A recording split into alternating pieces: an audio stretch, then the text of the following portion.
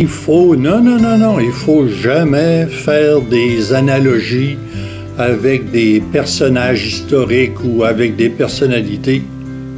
C'est pour ça que je fais des réflexions en utilisant des objets de la vie bien ordinaire.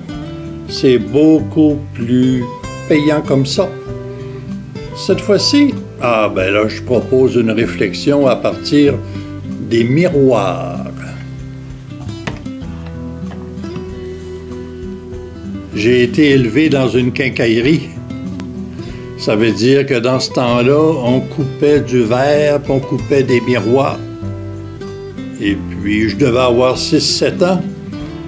Eh bien, je coupais des petits miroirs.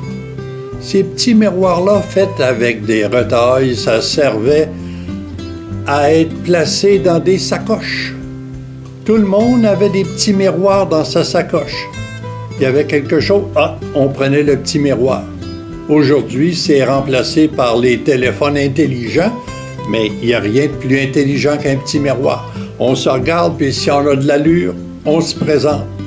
C'est pour ça que la réflexion, ici, ça part avec des miroirs.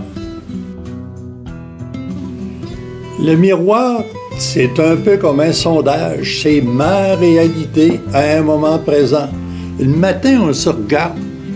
Regardons ça, il me pousse une petite affaire ici. Je peux me raser un petit peu, je peux faire ci, je peux faire ça. C'est ma réalité, mais si on exagère le miroir, ça devient de la vanité.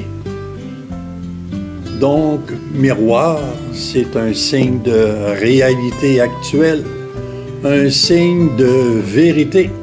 D'ailleurs, ben des histoires enfantines passent par le miroir. Miroir, miroir, dis-moi si je suis la plus belle. Alors, Blanche-Neige et même Harry Potter parlent de miroir, miroir, miroir. Je me regarde, je suis tel que je suis, c'est ma réalité, sans en faire ma vanité.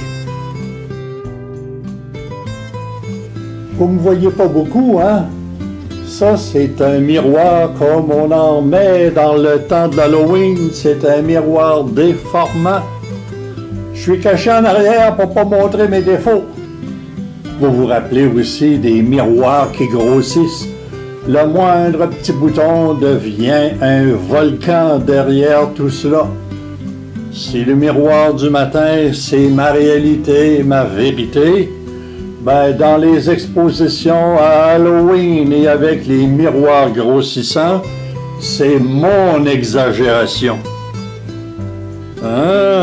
Ça fait rire, mais ça fait rire rien qu'un bout de temps. Mais voilà, avec un rétroviseur.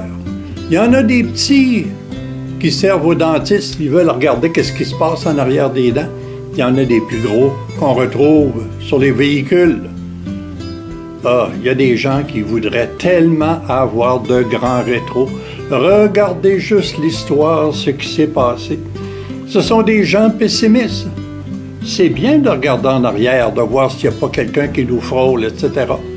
Mais en même temps, avez-vous déjà vu une voiture?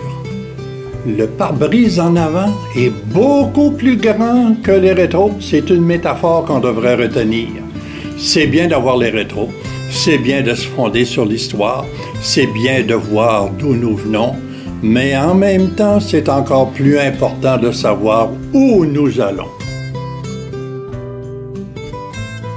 J'ai en main une boule de miroir comme on en retrouve dans les discothèques.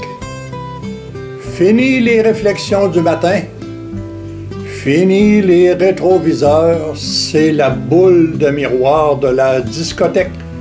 Elle envoie des faisceaux dans tous les sens. Fini la grande réflexion, c'est le divertissement. Il faut relaxer. Dans les contes, on disait « Miroir, miroir, dis-moi si je suis la plus belle ». Ici, miroir, miroir, aide-moi, révèle-moi qui je suis. Qu'y a-t-il en avant de moi? Qu'y a-t-il après moi? Qu'y a-t-il à côté de moi? Qu'y a-t-il derrière moi? Augmentons notre questionnement. Le miroir, c'est déjà une réalité augmentée. Une technologie à la fine pointe.